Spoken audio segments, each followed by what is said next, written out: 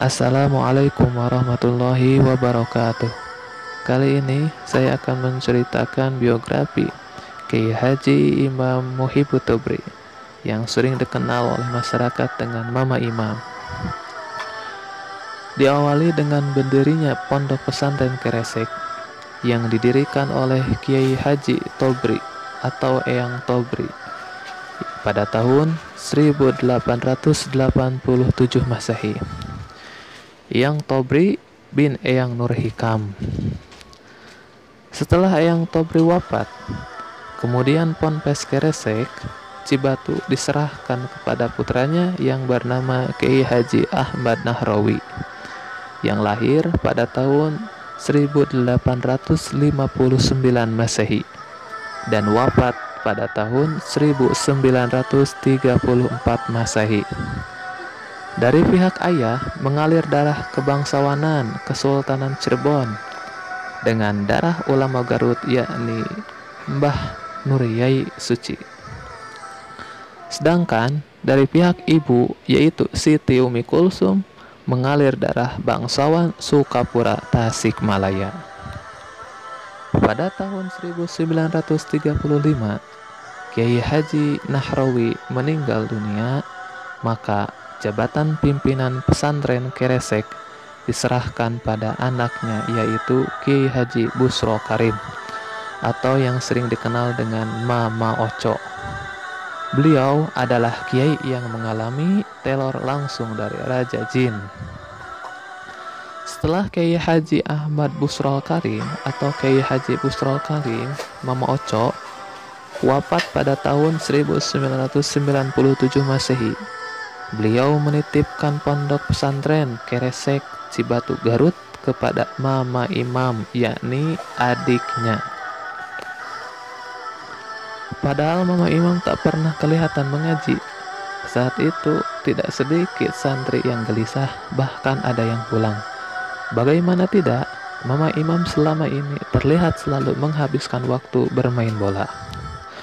Walaupun para santri sangat menghormati beliau, tapi yang saat itu masih mondok juga terus-menerus berdoa agar pesantren yang mereka cintai itu dikasih jalan keluar oleh Allah Subhanahu wa Ta'ala. Pesantren yang ramai tadinya saat itu benar-benar hening dan sepi, masih dalam suasana berkabung dan belum adanya pengajian.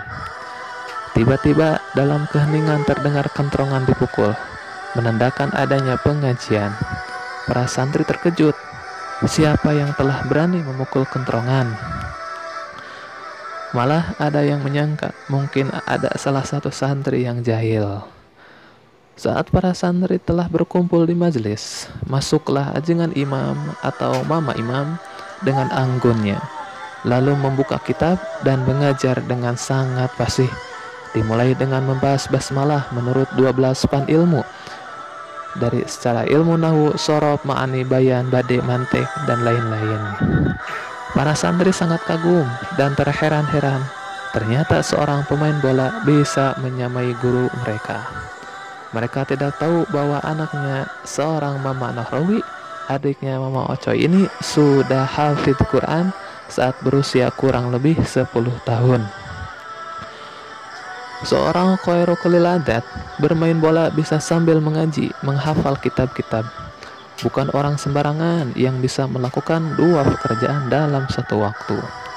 Fokus dan piawai bermain bola sekaligus khusyuk menghafal kitab dan berzikir. Ingatan rasa bersama Allah selalu ada pada Mama Imam. Dalam keadaan apapun selalu merasa bersama Allah Subhanahu wa Ta'ala. Rasa seperti inilah karomah terbesar seorang waliullah, bukan bisa menghilangnya atau bisa terbangnya, apalagi hanya menghafal Quran dan berbangga diri. Bahkan saat Abuya Dimyati Celongok Banten mengantar Abuya Uci Turtusi anaknya, saat sampai ternyata Mama Imam sudah menunggu di depan rumahnya dan mengatakan bahwa beliau sudah menunggu kedatangan Abuya Uci sejak lama. Dan ternyata Abuya Uci Turtusi juga tak terlihat mengaji ke beliau. Tiap hari Abuya Uci Turtusi hanya terlihat mencuci dan mencuci piring. Tidak ada teman seangkatannya yang menyangka Abu Ya'uji bisa seperti sekarang. Hikmah ilmu hanya diperoleh bila kita sudah ridho kepada Allah, taat kepada orang tua, taat kepada guru. Adalah hasil teori ngaji dan mahabbah kepada ilmu Allah.